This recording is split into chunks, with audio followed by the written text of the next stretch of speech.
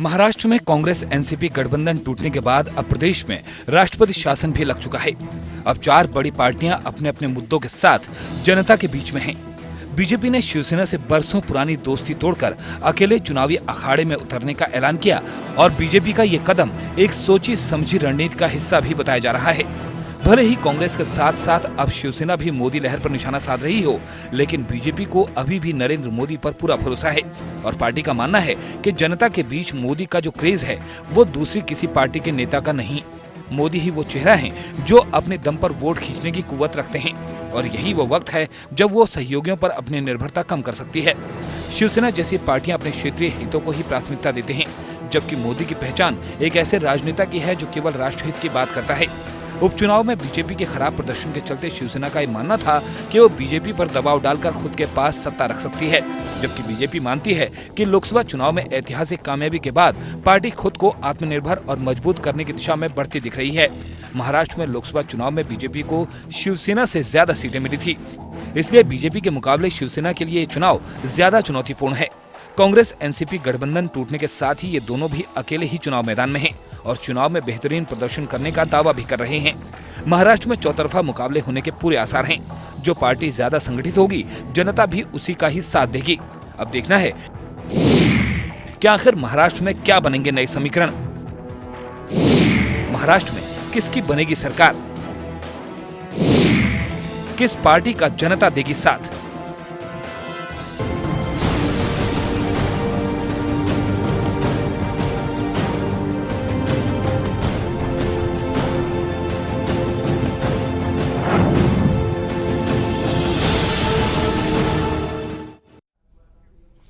जिया news के इस खास कार्यक्रम महाराष्ट्र महाचक्र में एक बार फिर आप सभी का स्वागत है। मैं एसएन विनोद आज अपने खास मेहमानों के साथ चर्चा करेंगे महाराष्ट्र में चल रहे ताजा चुनावी हलचलों की। जी हां, महाराष्ट्र में नामांकन की तारीख खत्म होने के साथ ही अब विधानसभा चुनाव की सरगर्मियां तेज हो गई हैं। चुनाव के इस वक्त प्रदेश में सियासत के कई रंग देखने को मिल रहे हैं। कांग्रेस और एनसीपी का साथ टूटने के चलते ही चुनाव से पहले प्रदेश में राष्ट्रपति शासन तक की नौबत आ गई। महाराष्ट्र में चार बड़ी पार्टियां अब अकेले ही चुनावी अखाड़े में कूद चुके हैं और सभी अपने अपने मुद्दे से जनता को रिझाने की कोशिश भी कर रहे हैं। साथ ही गठबंधन टूटने के बाद नई गठजोड़ की कोशिश भी होती दिख रही है। वहीं दल बदल और बगावत का खेल भी बदस्तूर जारी है। कांग्रेस और एनसीपी के कई नेता बगावती रुख अख्तियार कर चुके हैं। महाराष्ट्र में अब आगे क्या होगा, नए समीकरण क्या बनने वाले हैं, सभी की नजरें इसी पर टिकी हुई हैं।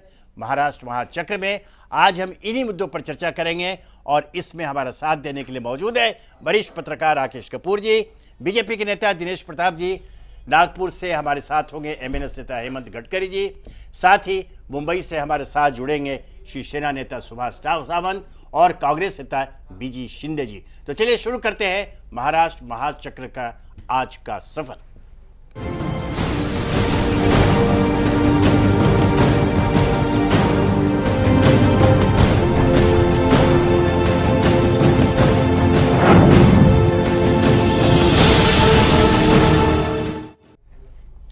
महाराष्ट्र में बीजेपी शिवसेना गठबंधन टूटने के बाद दोनों अकेले ही चुनावी मैदान में हैं और दोनों ही अकेले दम पर बहुमत के दावे भी कर रहे हैं।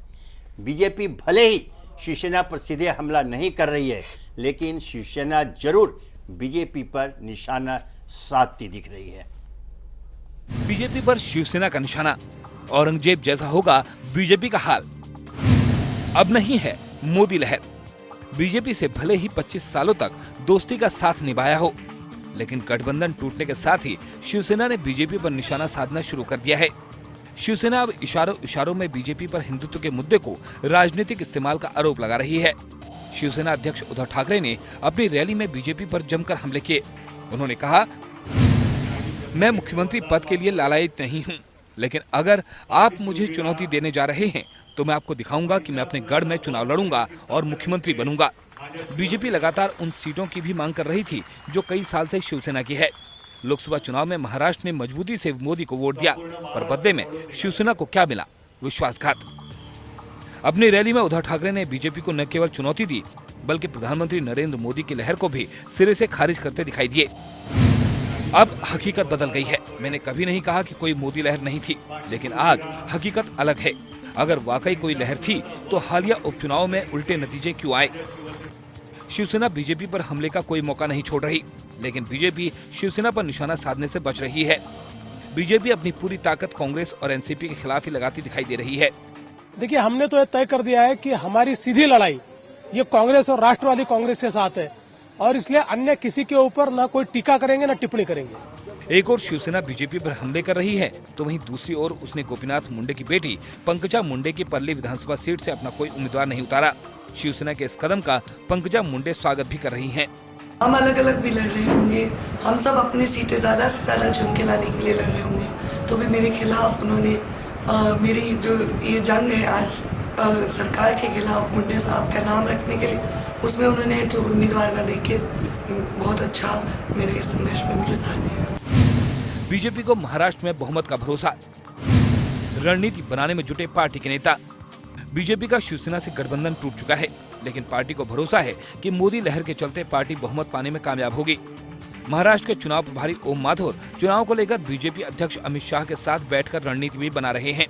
जनता पार्टी का संगठन भले ही चुनाव नहीं लड़ा हो, लेकिन संपूर्ण महाराष्ट्र के प्रत्येक तालुका स्तर तक हमारा बना हुआ है, और इसलिए हमने जो सीटें सारी डिक्लेयर की है, हमने पूरी रणनीति बनाई है। हमने हमारे नेतृत्व को बकायदा इसके जोन अनुसार जुम्मे किया है। मैं स्वयं एक जोन यानी उत्तर महाराष्ट्र का मैं स्वयं इंचार्ज बन के उसकी चिंता करूंगा। बीजेपी और शिवसेना अकेले ही चुनावी जंग में उतर चुके हैं, लेकिन अभी भी कहीं न कहीं दोनों में सहानुभूति की लहर दिखाई दे रही है। शिवसेना ने जहां पंकजा मुंडे के खिलाफ उम्मीदवार नहीं उतारा, तो वहीं बीजेपी भी शिवसेना के खिलाफ प्रचार करती नहीं दिखाई दे रही। ब्यूरो रिपोर्ट, जिया न्यूज। तो जारी है महाराष्ट्र में चुनावी महासंग्राम। 5 दावेदार हम 5 की भूमिका में ताल ठोक रहे हैं। कांग्रेस, एनसीपी, भारतीय जनता पार्टी, शिवसेना और राज ठाकरे की एमएनएस, ये पांचों मैदान में हैं। मतदाता भ्रमित हैं, चूंकि अभी तक पिछले 25 वर्षों से एक गठबंधन वहां काम कर रहा था और उसकी एक पहचान बन गई थी भारतीय जनता पार्टी शिवसेना की। मतदाता के बीच भी और कार्यकर्ताओं के बीच भी एक तालमेल था, एक आपसी समन्वय था। दोनों मिलकर मतदाता को आकर्षित कर रहे थे। अब वो अलग अलग हैं।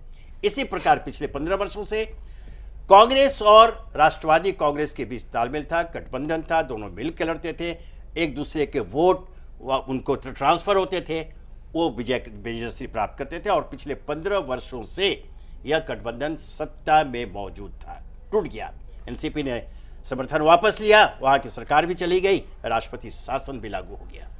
और इसमें इन चारों से अलग राज ठाकरे का महाराष्ट्र नवनिर्माण सेना, वो अलग ताल ठोक रहे हैं। वह तैयारी कर रहे हैं किंग मेकर की भूमिका में अपने को लाने की, क्योंकि यह मान के चला जा रहा है वहां पर कि किसी भी दल को बहुमत नहीं मिलने वाला है। हालांकि भारतीय जनता पार्टी अभी भी मोदी लहर के दम पर बहुमत प्राप्त करने का दावा कर रही है। शिवसेना मराठी अस्मिता के नाम पर और आदरणीय बाला साहब ठाकरे की लोकप्रियता के नाम पर बहुमत का दावा कर रही है। कांग्रेस पिछले 15 वर्षों की कथित उपलब्धियों के नाम पर चुनाव जीतने के दावा कर रही है। एनसीपी इन सबसे अलग जन समर्थन और लोकसभा चुनाव में जो उसे अपार अच्छी सफलता मिली, उसे बुलाने के नाम पर वो दावा कर रही है। तो ये बड़ा दिलचस्प मुकाबला महाराष्ट्र में देखने को मिलेगा। और इन सबों के बीच में फिर दोहरा दूं, अगर कोई भ्रमित है और कोई फैसला नहीं कर पा रहा है, तो वह है वहां का मतदाता। वो फैसला करने में फिलहाल अपने को असुल पा रहा है। हालांकि अब वहां उम्मीदवारी घोषणा हो गई, नामांकन पत्र दाखिल किए जा चुके हैं, और उसके बाद जो स्थिति उभर के आई है हम चर्चा करेंगे। बड़ा विचित्र है मतदाता के लिए, तो खास करके मैं कई उदाहरण दूंगा, वो करे तो क्या करे। मैं सीधे चलता हूं दिनेश जी आपके पास, भारतीय जनता पार्टी के हमारे प्रतिनिधि यहाँ मौजूद हैं। हालांकि आपने देखा कि आपके प्रदेश अध्यक्ष देवेंद्र फडणवीस ने साफ साफ शब्दों में कहा कि हमारी लड़ाई कांग्रेस एनसीपी के साथ है और किसी और पक्ष पर हम कोई टीका टिप्पणी नहीं करेंगे। अर्थात शिवसेना पर कोई आक्रमण नहीं करेंगे, कोई प्रहार नहीं करेंगे, कोई टीका टिप्पणी नहीं करेंगे। लेकिन शिवसेना आज भी उन्होंने साफ कह दिया कि महाराष्ट्र में कोई मोदी लहर नहीं है, लहर है तो एक बाला साहब ठाकरे की लहर है और हम दिखला देंगे कि लहर क्या होती है। और इससे भी आगे बढ़ते हुए बहुत कड़वे वचन वो बोल गए कि जो भी भारतीय जनता पार्टी पर आक्रमण करने की, हमला करने की सोच रहा है वो उसकी हालत औरंगजेब जैसी होगी, वो पहले औरंगजेब की कब्र को देख ले। इतना तीखापन, इतना कड़वापन शिवसेना के पीछे है। लेकिन उसके ठीक विपरीत भारतीय जनता पार्टी ने जो संयम दिखलाया है, शायद उसका असर कहीं न कहीं अच्छा, सकारात्मक असर मतदाता पर पड़े। जैसे मैं आपसे जानना चाहता हूं कि इस टकराव के बीच में आप कब तक संयम रखेंगे और क्या यह सच है कि अभी महाराष्ट्र में भी मोदी लहर के सहारे आप चुनावी वैतरणी पार करेंगे? विनोद जी, मुझे लगता है किसी भी लड़ाई में जी किसी भी युद्ध में, चाहे वो चुनावी लड़ाई हो चाहे दूसरी लड़ाई हो, जी। उसमें जो संयम है बहुत आवश्यक है। जी। अगर आप संयम खो देंगे तो आप लड़ाई वहीं हार जाते हैं। और दूसरी चीज, ये तो अच्छी बात है ना जी। कि सभी पार्टियां पहली बार अलग अलग चुनाव लड़ रही हैं। कोई कह रहा है किसकी लहर है, कोई कह रहा है किसी की लहर नहीं। तो किसकी लहर है और किसकी लहर नहीं है, जी। लहर का भी पता चल जाएगा और सभी पार्टियों के अपनी अपनी सामर्थ्य का भी पता चल जाएगा। ये तो अच्छी बात है। यही हाल था पिछले चुनाव में, लोकसभा चुनाव में। कांग्रेस के साथी या यूपीए के साथी कह जी, लीजिए, जी। उनको भी कहीं से मोदी की लहर का पता नहीं चल रहा था जी। और यही हाल आज महाराष्ट्र में पार्टियों का है। आज भी उनको भारतीय जनता पार्टी या मोदी की लहर का पता नहीं चल रहा है। मैं बार बार निवेदन करता हूं, जी। ये भारतीय जनता पार्टी के लिए अच्छी बात है। अगर आपको किसी सुनामी और किसी हवा, किसी तूफान का अंदेशा हो तो शायद कुछ बचाव का आप उपाय करने का सामर्थ्य रखते हैं, सोचते हैं कि कहीं हम इसके दीवार के पीछे खड़े हो जाए, कुछ ना कुछ आप उपाय करते हैं। लेकिन अगर आप दिग्भ्रमित हैं तो मुझे लगता है कि राजनीति के लिए ठीक नहीं, तो भारतीय जनता पार्टी के लिए ठीक है। और दूसरा सवाल विनोद जी, आपने कहा जी। कि महाराष्ट्र की जनता दिग्भ्रमित है। महाराष्ट्र की जनता दिग्भ्रमित थी जब तक यह असमंजस था कि गठबंधन होगा कि नहीं होगा, किसका किसके साथ गठबंधन होगा। लेकिन आज महाराष्ट्र की जनता जागरूक है, कहीं से वो दिग्भ्रमित नहीं है। उसको जैसे भारतीय जनता पार्टी शासित अन्य राज्यों का जिस तरह से विकास हो रहा है, महाराष्ट्र की जनता भी चाहती है कि महाराष्ट्र का विकास भी उसी तर्ज पर है। इसलिए महाराष्ट्र की जनता इस बार भारतीय जनता पार्टी के साथ है, इस बार मोदी जी के साथ है। आप देखिएगा चुनाव में भारतीय जनता पार्टी की बहुमत की सरकार वहां बनेगी। चलिए ठीक है, आपकी बात बन जाए। अब आपकी बात पर हम सीधे प्रतिक्रिया लेते हैं। हमारे साथ मौजूद है हमारे मुंबई स्टूडियो में शिवसेना के नेता सुभाष सावंत जी। सुभाष जी, अभी आपने चर्चा की शुरुआत में कुछ बातें देखी, जो तीखे, जो कड़वे वचन आपके नेता की ओर से भारतीय जनता पार्टी या अन्य प्रतिस्पर्धियों के खिलाफ आए, उसके मुकाबले भारतीय जनता पार्टी के नेता बिल्कुल संयम बरतते हुए उन्होंने साफ कह दिया है कि उनकी लड़ाई शिवसेना के साथ नहीं है, उनकी लड़ाई कांग्रेस है, एनसीपी के साथ है। ऐसे में अब एक जो सवाल पैदा होता है कि आखिर शिवसेना भारतीय जनता पार्टी की ये जो मोदी लहर के सारे बहुमत के सहारे बहुमत प्राप्त करने का जो सपना देख रही है, जो दावा कर रही है, जैसा अभी उनके प्रतिनिधि ने कहा, वैसी स्थिति में आपका जो यह दावा है कि अगर कोई लहर है तो बाला साहब ठाकरे की लहर है और वहां कोई लहर नहीं है, और चुनाव में आप जो परिणाम आएंगे दिखा देंगे। आखिर इसका आधार आपके पास क्या है? क्योंकि अभी लोकसभा चुनाव में आपकी ज्यादा सीटें होने के बावजूद आप किससे ज्यादा भारतीय जनता पार्टी को सीटें मिल गई, आपको सीटें कम मिली, आपको वोट कम मिले। ऐसे में आप कैसे एक अकेले लड़ाई लड़ करके महाराष्ट्र पर आप सत्ता पर कब्जा चाहते हैं, या कैसे कर पाएंगे?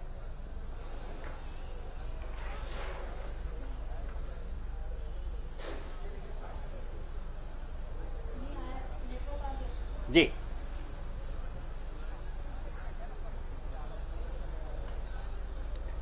आवाज नहीं पहुंची। हाँ सावंत जी, आपको हमारी आवाज मिल रही है?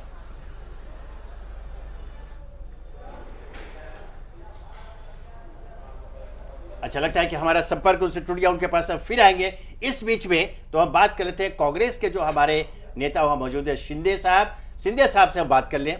शिंदे जी, अभी जैसा कि देवेंद्र फडणवीस ने साहब कहा कि उनकी लड़ाई सीधे सीधे कांग्रेस से और एनसीपी से। तो कांग्रेस, आप अकेले चुनाव लड़ रहे हैं और आपका दावा यह है कि आप अपने पिछले 15 वर्षों की उपलब्धियां, जिसे हम लोग कथित उपलब्धि जो आम जनता कह रही है, उसके सहारे आप चौथी बार सत्ता में आने का स्वप्न देख रहे हैं। आखिर इसका अन्य कोई आधार तो होगा, आपको जन समर्थन मिले कैसे? आपकी सरकार पर अनेक भ्रष्टाचार के आरोप लगे, जिस प्रकार केंद्र में आपकी सरकार पर आरोप लगे थे और जनता ने उखाड़ फेंक दिया, क्या वह महाराष्ट्र में नहीं दोहराया जाएगा? इसके अंदर जो मुख्यमंत्री हमारे हैं वो निष्कलंक है जी और उन निष्कलंक मुख्यमंत्री के नेतृत्व के अंदर हम यहाँ पे सरकार चला रहे थे जी। और राष्ट्रवादी हो, ये आप तो जानते हैं 15 साल से, या इंदिरा जी से या राजीव जी से। जी। कांग्रेस का इतिहास 125 साल का है जी। और कांग्रेस ने इतना उत्कर्ष किया है कि राजीव गांधी के नेतृत्व के नीचे ये लैपटॉप है, ये मोबाइल है, इलेक्ट्रॉनिक्स मीडिया है, ये सब राजीव गांधी ने लाया था। उस टाइम पे यही बीजेपी ने कहा कि लोग बहुत बेकार हो गए और उनको नौकरी नहीं मिलेगी, ऐसा इन्होंने दावा किया था। लेकिन उसी मोबाइल के द्वारे या इलेक्ट्रॉनिक्स के द्वारे आज मोदी जी ने यहाँ इंडिया के अंदर, भारत के अंदर अपना ये राज्य कब्जा करने का कोशिश किया है जी। और कांग्रेस यहाँ पे बहुत से काम कर चुकी है और कांग्रेस के अंदर कोई भी भ्रष्टाचारी मंत्री नहीं है जी। और शिवसेना और बीजेपी आपस में ही झगड़ा करके उसका फायदा हम में होगा और बीजेपी अब राष्ट्रवादी जो है उनके ऊपर आगे चल के ये शिवसेना बीजेपी वाले ही एलिगेशन करेंगे, कांग्रेस के ऊपर एलिगेशन करने का उनको कहीं भी मौका मिलेगा नहीं।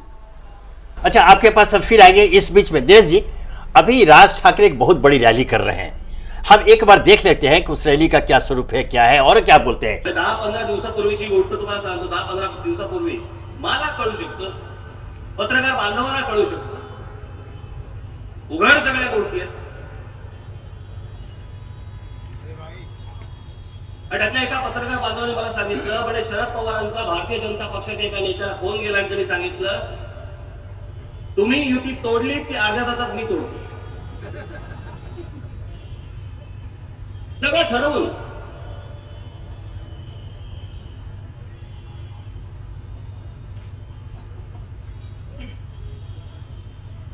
आणि युतीचं तरी काय, ते भारतीय जनता पक्षाचा काय भरोसा? तुम्हाला गेल्या निवडणुकीतली गोष्ट सांगतो। गेल्या निवडणुकीतली चला चांगुलपणा कोणाशी चांगलं वागायला जावं ना,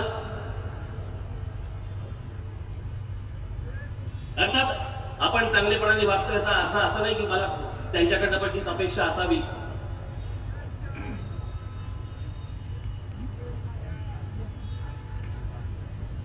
नाही, गेल्या वेळेच्या विधानसभा निवडणुकीच्या वेळेला या भारतीय जनता पक्षाचे ते अतुल भातखळकर माझ्या घरी 4 दिवस येऊन बसले होते। 4 दिवस मला तुमच्या पक्षामधून मला तिकीट द्या, मला निवडून यायचंय, मला नाही भारतीय जनता पक्षामध्ये राहायचं। त्या भातखळकरला मी समजून सांगितलं, म्हटलं असं करू नका, इतकी वर्ष म्हटलं ज्या पक्षामध्ये तुम्ही आता घालवली, म्हटलं नाही म्हणे ते राम नाईकच नाही, राम नाईक म्हणे सगळी उत्तर मुंबई म्हणे सगळी त्यांनी भैयाला घेऊन टाकली आहे, मराठी माणसाचं काहीच उरलं नाही, ते सांगत होते मला। तो ये देखा कि राज ठाकरे कपूर साहब, ये कहा जा रहा था कि कहीं गुम हो गए हैं मान में, हालांकि वो अस्वस्थ है, लेकिन ये माना जा रहा है कि राज ठाकरे मान से बाहर निकले तो शेर की तरह उन्होंने दहाड़ा। और दिनेश जी, मैं बता रहा हूँ, उन्होंने स्पष्ट शब्दों में सरकार पर, महाराष्ट्र की सरकार थी कांग्रेस के, आरोप लगाया इसे बिल्डर और ठेकेदार चला रहे थे और यहाँ के लोग नहीं। उन्होंने सीधे सीधे आरोप लगाए, मैंने उनका आक्रमण कांग्रेस और एनसीपी के ऊपर हुआ। तो हम जो बात कर रहे थे अभी सिंधिया साहब से, थोड़ा आज फिर आपसे बात करेंगे। सिंधिया साहब, अभी आपने देखा कि राज ठाकरे ने किस तरह से आपकी सरकार पर, जिसकी उपलब्धियों की बात आप कर रहे थे, उसके ऊपर उन्होंने आक्रमण किया। उनके तेवर बहुत साफ हैं। ऐसे में आपको सामना करना पड़ेगा भारतीय जनता पार्टी और महाराष्ट्र नवनिर्माण सेना दोनों का। उनसे आप कैसे निपटेंगे? 1966 से शिवसेना देखी है, उस टाइम पे मराठी माणसाच्या न्याय हक्कासाठी लढणारी शिवसेना, जी। ऐसा उन्होंने बाला साहब ठाकरे ने घोषणा की थी। जी जी लेकिन उस बाला साहब के ठाकरे के और ये राज और उद्धव के अंदर बहुत जमीन आसमान का फर्क है, और इनके करनी में और कथनी में फर्क है। जी और जो प्रैक्टिकल नहीं है, थियोरटिकल है इन लोग, और लोगों को गुमराह करने की कोशिश करते हैं। भाषण तो सबको आता है, नाटक करने जी। का भी बहुत सबको आता है जी और दूसरे का नकल करने को भी बहुत आता है इनको। जी लेकिन प्रैक्टिकल में क्या है उनका?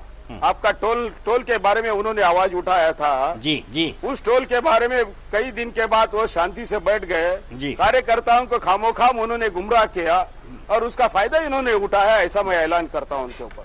नहीं, शिंदे साहब एक बात और है, आपने उद्धव जी शिंदे जो भाषण, हाँ शिंदे साहब, आपने इसके पहले जो कहा, आपने जो उपलब्धियां थे, लैपटॉप की चर्चा की, मोबाइल की चर्चा की, और आपने कहा कि उसका फायदा उठाकर, उसका सहारा लेकर नरेंद्र मोदी सत्ता में आए।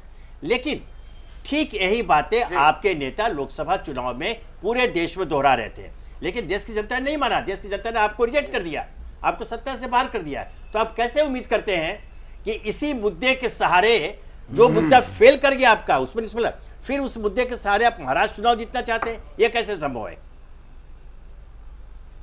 उस मुद्दे के द्वारा नहीं है, लेकिन हमने यहाँ महाराष्ट्र के अंदर जी। अच्छी तरह से अन्न सुरक्षा कायदा है, मेडिकल का कायदा है जी। और कई कानून हमने लाए हैं जी। और गरीब पब्लिक के लिए किया है। हमारे इंदिरा जी ने उस टाइम पे कहा था 20 कलमी कार्यक्रम, 5 कलमी कार्यक्रम, वो भी हमने इम्प्लीमेंट किया है।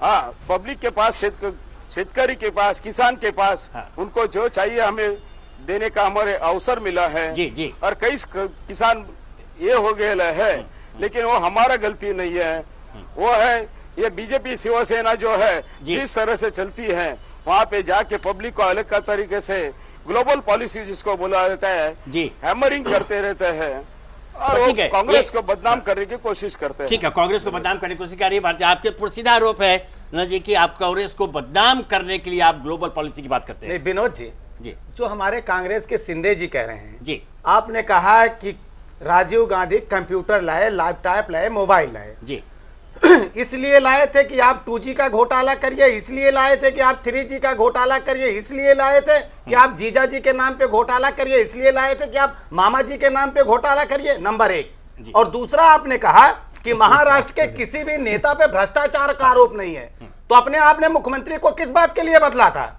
जरा बता दें 2 चीज।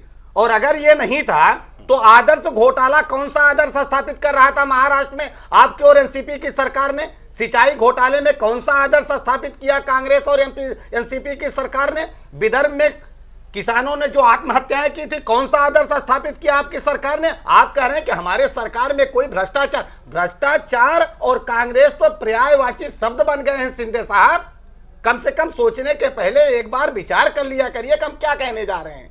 और इस तरह से सिर्फ हवा में बात करने से नहीं होगा। इस आम चुनाव में, लोकसभा चुनाव में आपने ये बातें की और जनता ने आपको 44 पर और महाराष्ट्र में आपको 2 पर लाके खड़ा कर दिया। और राष्ट्रीय पार्टी होने के नाते आप 15 साल से सत्ता में थे और सत्ता में होने के बावजूद आप सिर्फ 2 सीट पर सिमट जाएं, ये मुझे लगता है इससे बड़े शर्म की बात और कोई नहीं होगी। और आपके सवाल का जवाब यही है, और इस चुनाव में आप 0 पर सिमट जाएंगे शिंदे जी, अगर आप इसी तरह से बात करेंगे तो। दिनेश जी, आपके पास से फिर आगे हमारे साथ अभी राकेश कपूर जी हैं और नागपुर में एमएनएस के नेता हेमंत गडकरी जी मौजूद हैं और बॉम्बे में शिवसेना के सावंत साहब भी हैं। उसके पहले हम राकेश जी से पूछेंगे। राकेश जी, यह जो नई स्थिति उभरी है महाराष्ट्र में, मेरा अभी भी मानना है, हालांकि दिनेश जी तैयार नहीं है मानने को, कि वहाँ मतदाता बहुत ही ज़्यादा भ्रमित है। और मैंने जैसे पहले कहा कि मैं इसके कुछ उदाहरण भी आपको दूंगा आगे चलकर। तो वैसे में आपको क्या लगता है कि ये जो चारों पार्टियां, एमएनएस को तो रखे, एमएनएस तो किंग मेकर की भूमिका में आने को बेताब है, लेकिन ये जो चारों जो पार्टियां हैं उनके दावे हैं कि अपने बलबूते पर वो बहुमत लेकर सत्ता में आएंगे, इसे आप किस रूप में देखते हैं? देखिए विनोद जी, एक तो थोड़ा सा जी मैं इस बात पर जी पूर्णतः सहमत नहीं हूँ कि मतदाता दिग्भ्रमित रहता जी, है। जी। मतदाता दिग्भ्रमित नहीं होता। मतदाता ही इस देश का अंत में सबसे ज्यादा बुद्धिमान व्यक्ति साबित नहीं, होता इस है। मैंने ये कहा, बिल्कुल सही है, देश का मतदाता बहुत परिपक्व हो चुका है, बहुत परिपक्व। लेकिन महाराष्ट्र की जो स्थिति नहीं आई जो 25 सालों से जो एक मानस बना था, जो पिछले 15 सालों से मानस बना था, वो अभी टूट बिखर गया है, इसलिए वो भ्रमित है। विनोद जी देखिए, आप देश की राजनीति देखिए ना, पिछले 5 साल में देखिए कहाँ कहाँ चुनाव हुए। जी, उत्तर प्रदेश में हुए 2012 में, जी। वहाँ स्थिति ऐसी थी जैसी आज महाराष्ट्र में है। एक पार्टी को वोट दिया, बेशक समाजवादी पार्टी थी। कर्नाटक में हुए, बेशक कांग्रेस को बहुमत मिला, एकल पार्टी को बहुमत मिला, लेकिन वहां कोई गठबंधन नहीं था। नहीं, निश्चित वो रूप पार्टी नहीं, जिसे- नहीं वहाँ कितनी पार्टियां थी आप देखिए ना, वहाँ पे नहीं, अगर मुलायम सिंह यादव को वोट मिला, मुलायम सिंह यादव किसी के साथ गठबंधन नहीं था, समाजवादी पार्टी अकेले चुनाव लड़ी, राइट है ना? राइट, वहाँ एक नेता सामने था, नहीं, right। और ये नेता तो अभी आ रहे हैं 2 दिन पहले, नहीं, दोनों फर्क है। राइट जी, जी। इस मामले में बिल्कुल आपकी बात सही है कि जी। वहाँ लेकिन अलग अलग पार्टियां थी। जी, मैं इसलिए तुलना कर रहा हूँ क्योंकि महाराष्ट्र में जो हाँ। अभी जो है 5 पार्टियां आप बता रहे हैं ना, जी। 5 पार्टियां हो गई अलग अलग। तो ऐसी स्थिति उत्तर प्रदेश में थी, कर्नाटक में थी। कर्नाटक में जनता दल एस, बीजेपी, कांग्रेस और छोटे मोटे दल। उसके बाद आप देख लिए राजस्थान, जो 4 राज्यों में चुनाव हुए, वहाँ पे लैंडस्लाइड विक्ट्री मिली सिंगल पार्टी को। जी। लोगों का मूड बदल रहा है। लोग नहीं चाहते कि ये गठबंधन की सरकारें सत्ता की सौदेबाजी करते हुए बिल्कुल, चले। जी, जी। लेकिन जहाँ तक महाराष्ट्र का प्रश्न है, महाराष्ट्र में आपके इसी चैनल पर जी, मैंने 15-20 दिन पहले हमारी आपकी बातचीत हो रही जी, थी, हमने जी। कहा था कि ये गठबंधन नहीं टिकेंगे, दोनों में से कोई जी, भी, बिल्कुल, बिल्कुल, और बिल्कुल। चतुष्कोणीय संघर्ष होना निश्चित है। जी, लेकिन इसमें जो सीधी लड़ाई है वो भारतीय जनता पार्टी और अंततः एनसीपी के बीच ही आकर के टिकेगी। जो एमएनएस की भूमिका है वो संदेहास्पद मानता हूं मैं। एमएनएस जितना भी आक्रामक होगी वो उसका नुकसान बीजेपी को ही होगा, शिवसेना को ही होगा, कांग्रेस को उसका लाभ होगा। जी। तो एमएनएस की भूमिका बड़ी सीमित है, शहरों तक, महानगरों तक सीमित है, नंबर 1। नंबर 2 जो सबसे महत्वपूर्ण बात है वो ये है कि भाजपा जिस प्रकार से भाजपा ने अपनी रणनीति तय की है, उससे स्पष्ट है कि महाराष्ट्र की राजनीतिक धरातल की वास्तविकता बदल चुकी है। जी। हम ये ना सोचें कि महाराष्ट्र के लोकसभा चुनावों में कांग्रेस को 2 सीट मिली और एनसीपी को 4 सीट मिली, तो उस समय मोदी लहर के चलते हुए ऐसा हुआ था, और अब वो मोदी लहर समाप्त हो गई है। ऐसा नहीं है। मैं मोदी लहर है या नहीं है इस विवाद में नहीं पड़ना चाहता हूँ, लेकिन वहाँ की जो राजनीतिक वास्तविकता है वो ये है कि उस प्रदेश के अंदर भाजपा एक समग्र विकल्प के रूप में उभरने को माने तैयार। आपका आकलन ये है कि भारतीय जनता पार्टी अपने बलबूते वहां सरकार दे सकती है। समग्र विकल्प, आपके पास फिर समग्र विकल्प। बिल्कुल, आपके पास फिर हम और आएंगे। जब देखिए जी। विनोद जी, एक बात जी, कहूंगा, जी। शिवसेना और भाजपा का साथ यूं था, आप इसको हम इस प्रकार से इसको समझ सकते हैं। जी, 1951 में जी, इस देश में हिंदू महासभा भी थी। डॉक्टर श्यामा प्रसाद मुखर्जी हिंदू महासभा के जी हाँ। कोटे से ही नेहरू जी। सरकार में मंत्री थे। जी। फिर जनसंघ क्यों स्थापित करते? एक समग्र वृहद, जब हम राष्ट्रवाद की बात करते हैं, राष्ट्रीयता की बात करते हैं, तो छोटे छोटे जो ये पेड़ पौधे होते हैं वो उसमें समा जाते हैं। फिर एक बड़ी लकीर के सामने छोटी लकीर का कोई विशेष महत्व नहीं रहता है। जब तक भाजपा अपने पूर्ण प्रभाव में नहीं आई थी, जी।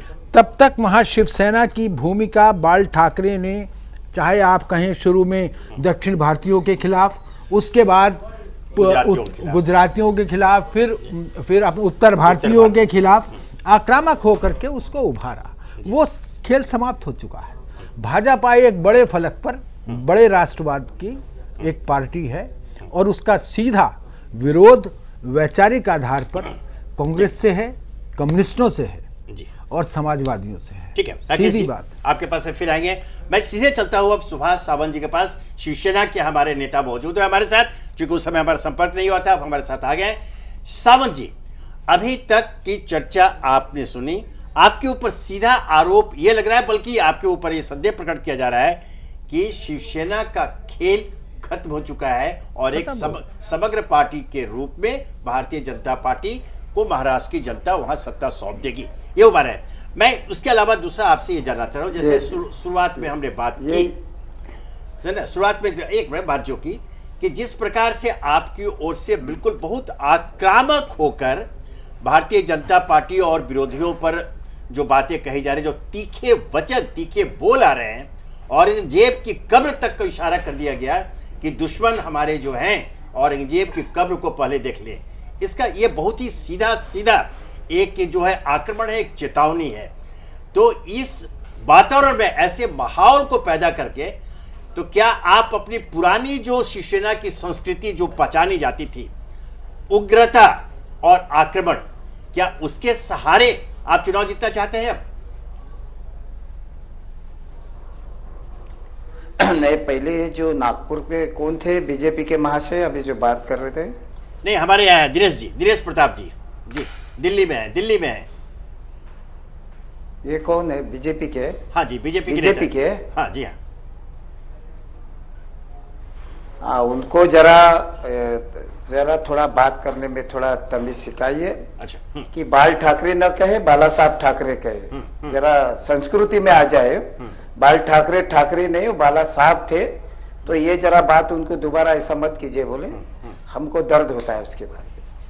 रही अब वो शिवसेना तो की हमको बात लगता है बाला साहब ठाकरे का नाम भी नहीं आया में जाने को। इस चर्चा में सुभाष जी चलिए इस चर्चा में अभी बाला साहब ठाकरे जी का नाम भी नहीं आया। नहीं, अभी आप बोले बाल ठाकरे, आप बाल ठाकरे बोले। नहीं, मुझे नहीं लग रहा है कि चर्चा में कोई विषय है। बोल रहा हूँ मैं। नहीं, हमने बोला हमारे नहीं शिवसेना प्रमुख थे और आप भूल रहे शायद।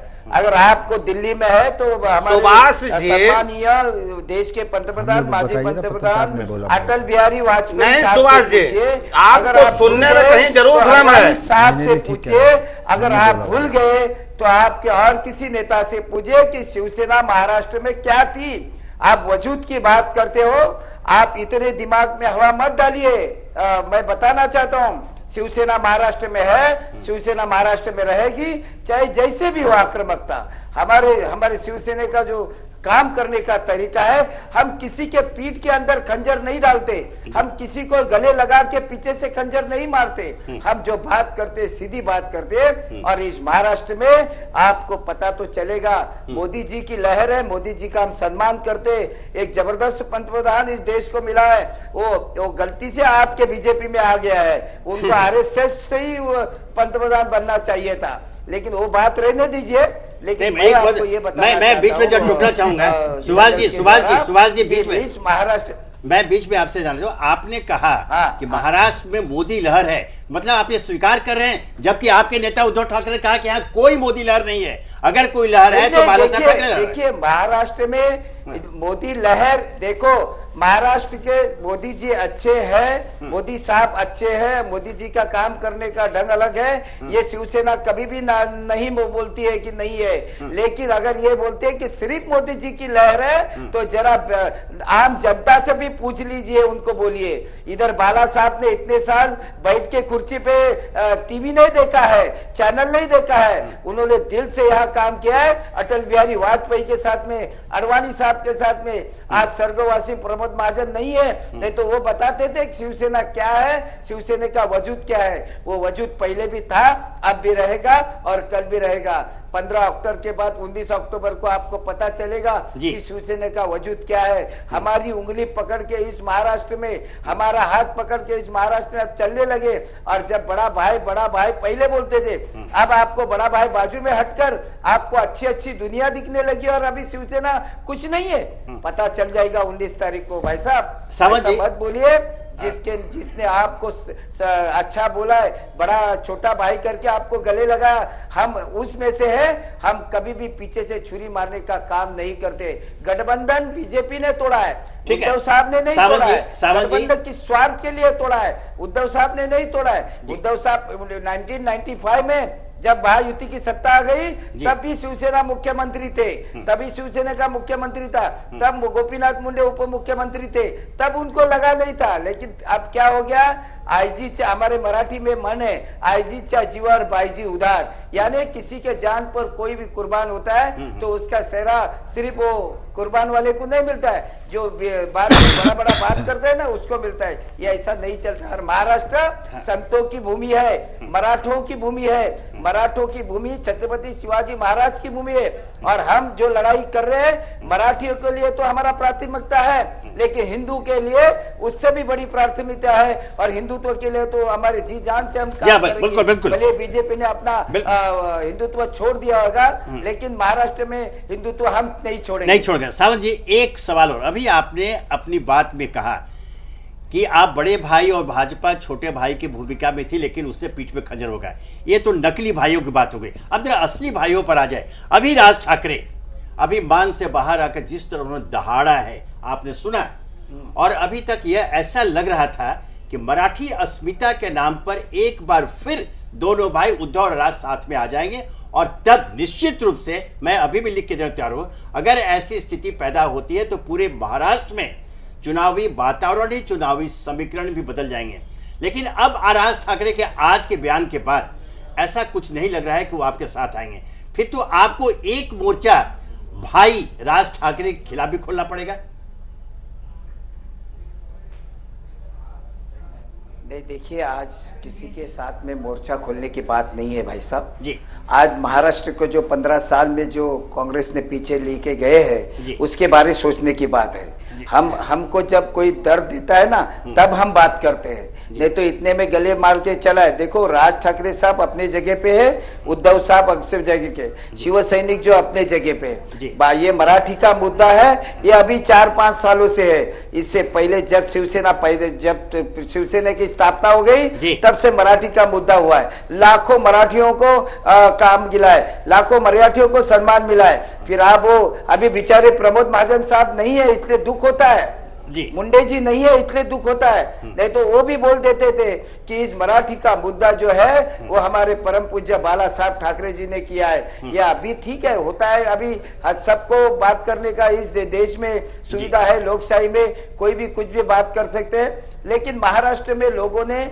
बाला साहब का काम देखा है, बाला साहब का वजूद देखा है, बाला साहब का निर्णय देखा है, और उसके ही सुपुत्र हमारे उद्धव साहब है। हम सभी ने मिलकर, जो सामने सर्वसामान्य से शिव सैनिक लोग या नेता हो या पब्लिक हमारे साथ में जो जुड़े वो चाहते हैं कि इस महाराष्ट्र में शिवसेना एक बड़ी लार्ज पार्टी उभर के आएगी, और वो आएगी, वो उसमें कोई रोकने वाले की। चलिए, बाड़ा साहब के पुत्र उद्धव ठाकरे के नेतृत्व में आपके अनुसार महाराष्ट्र की जनता वहां सरकार बनाएगी। अब हम उनके भतीजे की पार्टी, राज ठाकरे की पार्टी के नेता हमारे साथ हेमंत गडकरी जी नागपुर में जुड़े हुए, आप सीधे उनके पास चलते हैं। हेमंत जी, अभी तक की चर्चा आपने सुनी, हर पार्टी के अपने अपने दावे हैं, और उस पर हमारे राकेश कपूर जी वरिष्ठ पत्रकार, उनका विश्लेषण भी सुना, इन्होंने भी अपना एक आकलन बताया। मैं आपसे जानना चाहता हूं अब विदर्भ की क्या स्थिति होगी, और आज जो आपके नेता राज ठाकरे ने जो इशारा किया, जिसने आक्रामक ढंग से वो बाहर आए हैं बहुत दिनों के बाद, वहां के लोगों ने मुंबई में देखा और हम लोगों ने टेलीविजन पर देखा, उससे क्या आपको लगता है कि विदर्भ में, जो जैसे बताया जा रहा है कि विदर्भ में आपका प्रभाव ना के बराबर है, वैसे में आप विदर्भ में क्या देखते हैं? आपको सफलता कितने प्रतिशत मिलने की उम्मीद है?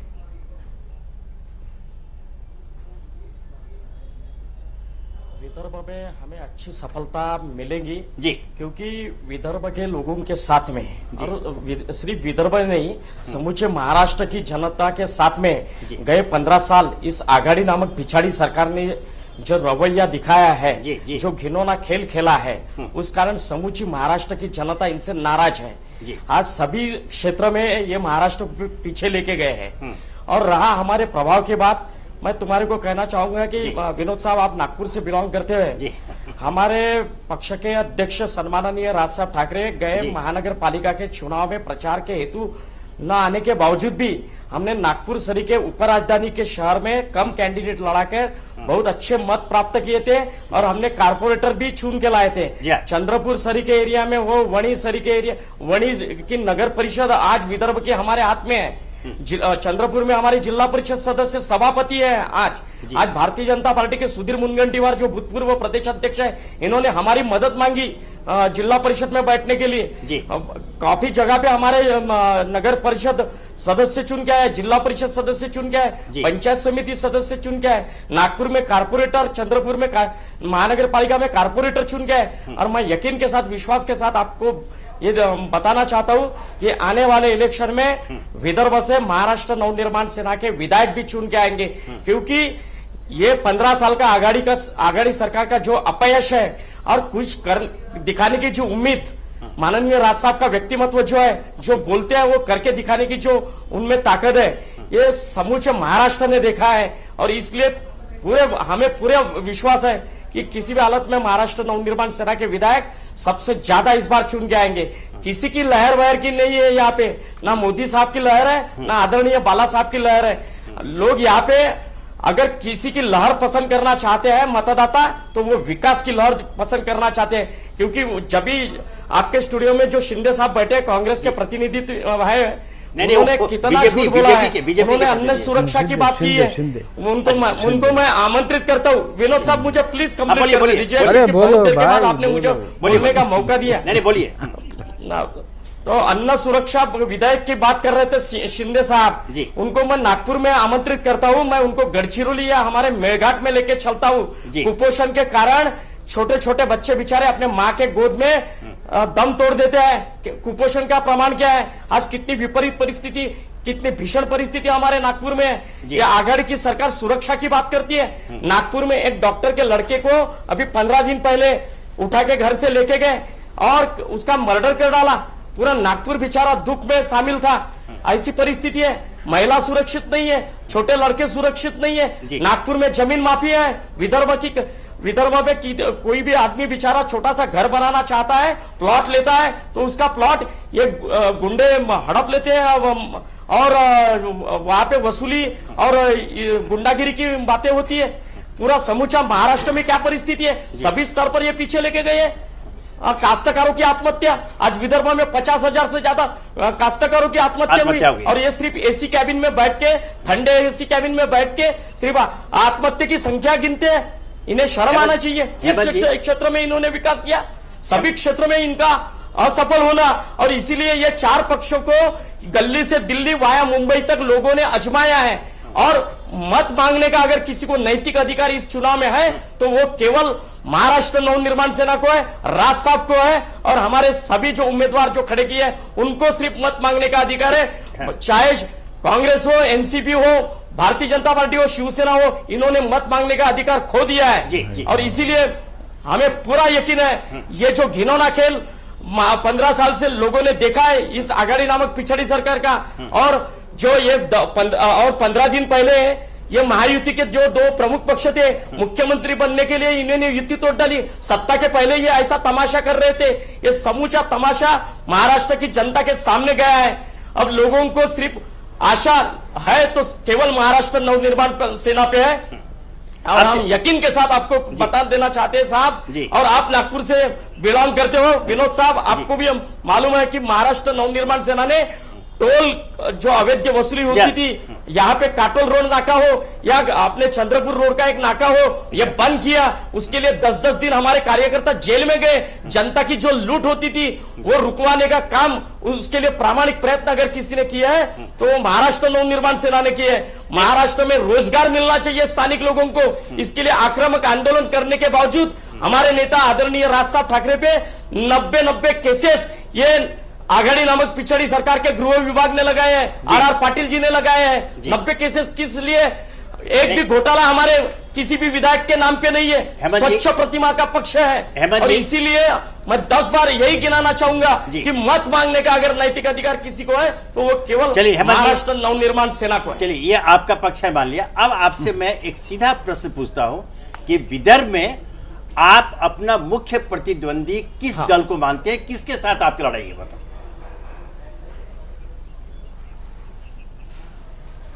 गली से लेकर दिल्ली और वाया मुंबई, मैंने कहा कि इन लोगों को सत्ता मिली है। किसी की कारपोरेशन में सत्ता है, किसी की जिला परिषद में सत्ता है, तो और महाराष्ट्र के विधानसभा में 15 साल से इन आघाड़ी की सत्ता है। ये चारों पक्ष सभी स्तर पर फेल हो गए। इसलिए ये चारों पक्ष हमारे सामने, मैं प्लीज सर मैं कंप्लीट कर रहा हूं। ये चारों पक्ष हमारे लिए समान इस पे है और हम महाराष्ट्र के जनता के साथ संपर्क बनाए हुए हैं और महाराष्ट्र की जनता से यही अपील आपके चैनल के माध्यम से भी कर रहे हैं कि इन चारों की सत्ता आपने देख ली है, इनका अपयश आपने देख लिया है। इसलिए ये चारों हमारे लिए सरी के जगह पे है। कोई कम ज्यादा है, कांग्रेस और एनसीपी जरा ज्यादा ये माने इन्होंने परेशान किया। भारतीय जनता पार्टी और शिवसेना वाले ने थोड़ा कम परेशान किया होगा, पर जनता को ये चारों ने परेशान किया है। इसलिए सबसे अच्छा विकल्प कोई है तो महाराष्ट्र नवनिर्माण सेना है। अब मैं आपसे नागपुर शहर की विषय में थोड़ी जानकारी चाहता हूँ। देवेंद्र फडणवीस के निर्वाचन क्षेत्र में हाँ, आपकी ओर से जो उम्मीदवार खड़े किए गए तोतवानी जी, हाँ, वही खड़े हुए हैं ना, है ना? अब जो जानकारी ये मिल रही है कि वो नहीं, वो हमारे ये कैंडिडेट नहीं है जी, नहीं, वो शिवसेना से है।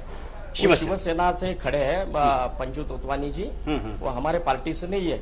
अच्छा, जो शिवसेना से। आपको यही बताना चाहूंगा कि दक्षिण पश्चिम से जो 15 साल से देवेंद्र जी चुन के आ रहे हैं जी, आपके प्रतिनिधि को, नागपुर के रिप्रेजेंटेटिव को, कैमरा मैन को वहां पे भेजिए। कितना पिछड़ापन है, कितनी समस्या है। वो सिर्फ चैनल पे आते हैं और बड़ी बड़ी बातें करते हैं। देवेंद्र जी फडणवीस, आज दक्षिण पश्चिम एक विकसित एरिया पहले कहलाया जाता था, आज क्या परिस्थिति है?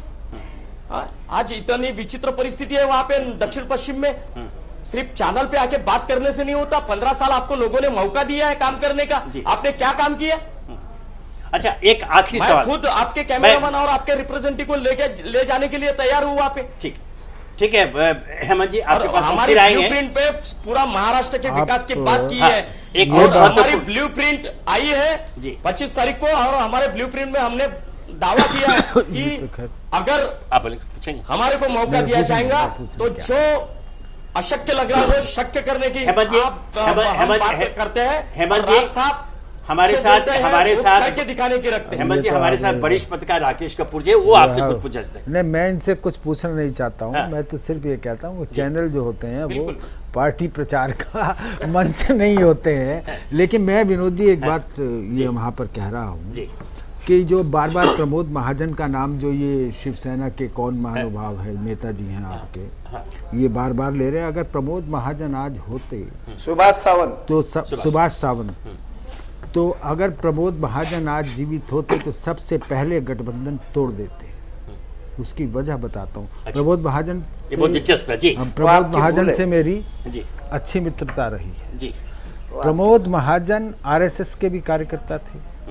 उन्होंने अपना राजनीतिक जीवन आरएसएस के माध्यम से ही शुरू किया, और वो ये जानते थे कि महाराष्ट्र में राष्ट्रवादी विचार को आप सीधे नहीं उसको जमा सकते हैं। नागपुर में आरएसएस का मुख्यालय है।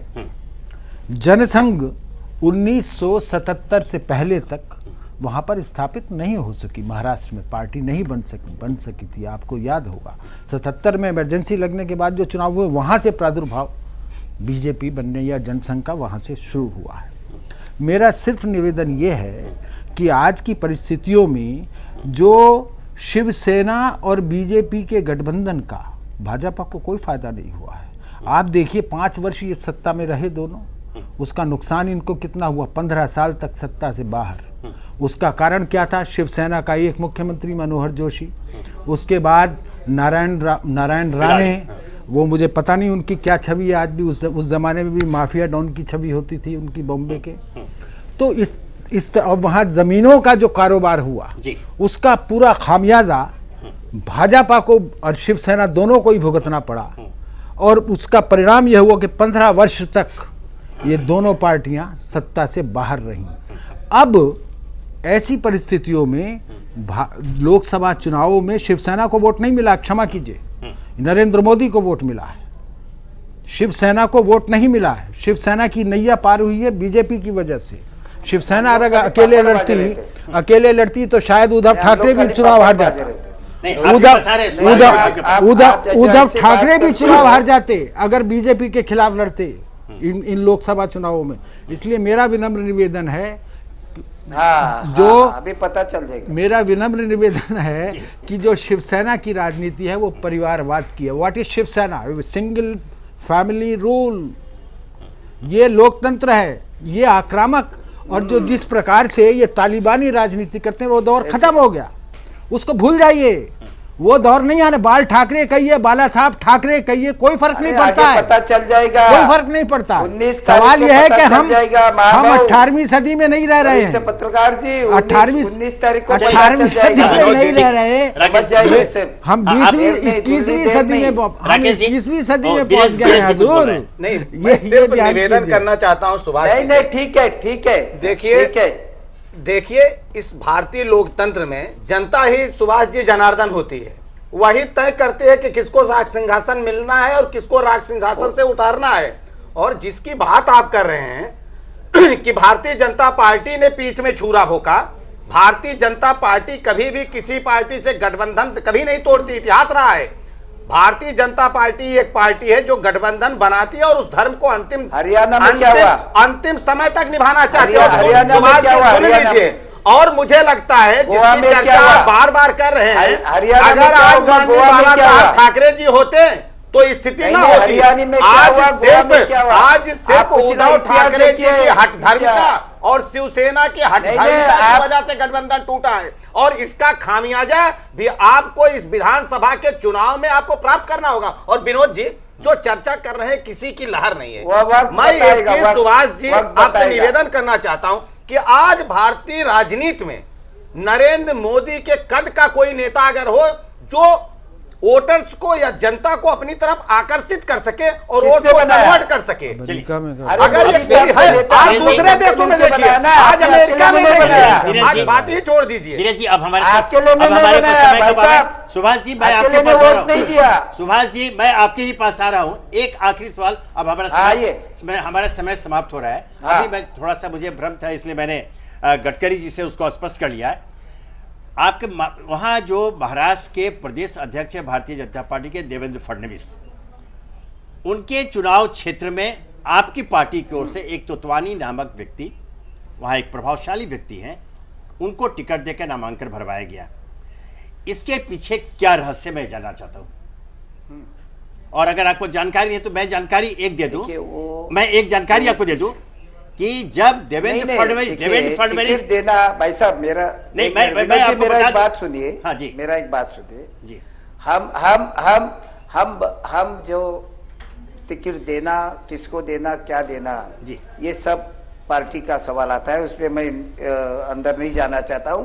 लेकिन एक मुझे उन्होंने छेड़ा है तो मैं बताना चाहता हूं। अगर वो बोल रहे हैं कि नरेंद्र मोदी साहब हम कौन बोला है कब क्यों ऐसा, नरेंद्र मोदी साहब को बनाने में हमारा योगदान है कि नहीं, उनको निश्चित तौर पे वो दावे प्रतिदावे हैं, चलिए है कि नहीं बताइए जनता के सामने। सुभाष जी अब आप जनता के सामने हम लोग बताना चाहता हूँ, जब गुजरात में मुख्यमंत्री निकाल रहे थे तब बाला साहब ने बोला निकालो मत, चलिए भूलो मत। सुभाष जी यह बात तो सर्वविदित है, आपके नेता आपके उद्धव ठाकरे भी यह बात कर चुके। मैंने जो तोतवानी के पूछा उसके पीछे एक मेरा कारण था। देवेंद्र फडणवीस जब नामांकन दाखिल करने गए, उनके साथ तोतवानी मौजूद थे, मैं आपको बता दूं। और दूसरे दिन, ये रातों रात हुआ, दूसरे दिन तोतवानी शिवसेना की ओर से नामांकन भरते हैं। यह तो कुछ कोई तो खेल हुआ है, इसके पीछे क्या रहस्य है? तोतवानी साथ में गए, हमारे हेमंत गडकरी बताएंगे, वो नामांकन में देवेंद्र के साथ गए थे। इन्होंने बीजेपी गेम खेल सकती है तो राम कदम कौन थे एमएनएस के, दूसरे दिन ही तो उनको उम्मीदवार दिया है। हमने पंकजा मुंडे ताई के सामने किधर उम्मीदवार खड़ा किया है? हम भी बड़े दिल के है ना, ये जब राजनीति कर सकते हो तो ऐसा मत सोचे कि इस दुनिया में और राजनीति कोई नहीं खेल सकता। बड़े बड़े लोग पड़े हैं, ये भूलना नहीं चाहिए। इसके पीछे भी इसके मैंने आपने स्वीकार किया, इसके पीछे हमारा समय समाप्त हो रहा है, इसके पीछे कोई गेम है, कोई खेल आपने भी खेला। ठीक है, अब आज की चर्चा को हम यहाँ 1 तारीख तक मैदान में नहीं रहेंगे। अच्छा, ये आगे की बात है क्या? चलिए ये भी ठीक है। तो ये सब लंबो लुबाब आज की चर्चा कह रहे हैं। इस चर्चा को आज हम विराम दे रहे हैं, हमारा समय समाप्त हो गया। भाई साहब विनोद जी, हाँ जी, विनोद जी खाली बीजेपी को बोलिए, आप ही ने राजनीति, ये दुनिया है, दुनिया में हर आदमी कहीं ना कहीं बड़ा होता है, तो दिमाग में हवा नहीं डालना चाहिए। कोई आदमी छोटा नहीं है, कोई भी आदमी छोटा नहीं है, कोई भी दल छोटा नहीं है, हर आदमी का अपना व्यक्तित्व होता है, वो बिल्कुल सही है। लेकिन अब वो जो बोला ना, उन्होंने बोला ना नरेंद्र मोदी साहब के कद के कौन बड़ा है क्या, सबसे बड़ा भगवान है, उनको बोलिए। बस बिल्कुल सही। तो आज की चर्चा को हम यहाँ विराम देते हैं। महाराष्ट्र महाचक्र में जो अंदाज। हमने वैचारिक मंथन किया महाराष्ट्र की स्थिति को लेकर, हर प्रमुख दलों की स्थिति को लेकर, अब पांचवा जो राज ठाकरे हैं उनकी भी जो प्रमुखता है, उनका जो व्यक्तित्व है, उसको लेकर भी चर्चा की। हम इस नतीजे पर पहुंच सकते हैं, मैं दोहराऊंगा, हालांकि हमारे साथी उससे इनकार कर रहे हैं, कि आज भी अभी भी चूंकि वहां का मतदाता इसके पहले तो बिल्कुल उसका मत पहले बना हुआ था क्या करना है, लेकिन ये जो नया घटना विकास क्रम हुआ, चारों पार्टियां कांग्रेस, एनसीपी, भाजपा, शिवसेना जब अलग अलग हुई, उनके कार्यकर्ता अलग हुए, तो वो भ्रम की स्थिति में आज भी मौजूद है। हाँ, लेकिन उसके कम कर नहीं कहा सकता, भारत का मतदाता बहुत ही परिपक्व हो चुका है। इस बीच में भी वह कोई मानस बनाकर सही फैसला लेगा और 19 तारीख को हमें इसका परिणाम मालूम हो जाएगा। तो आज की चर्चा समाप्त करते हैं, कल हम फिर मिलेंगे इसी समय राजचक्र में एक नए मुद्दे पर। तब तक के लिए आप सबों का बहुत बहुत धन्यवाद। हेमंत गडकरी जी आपका धन्यवाद, शिंदे साहब आपका धन्यवाद, सुभाष सावंत जी आपका भी धन्यवाद, राकेश जी, दिनेश जी आप सबों का बहुत बहुत धन्यवाद इस चर्चा भाग लेने के लिए। तो मुझे इजाजत दीजिए, नमस्कार, धन्यवाद।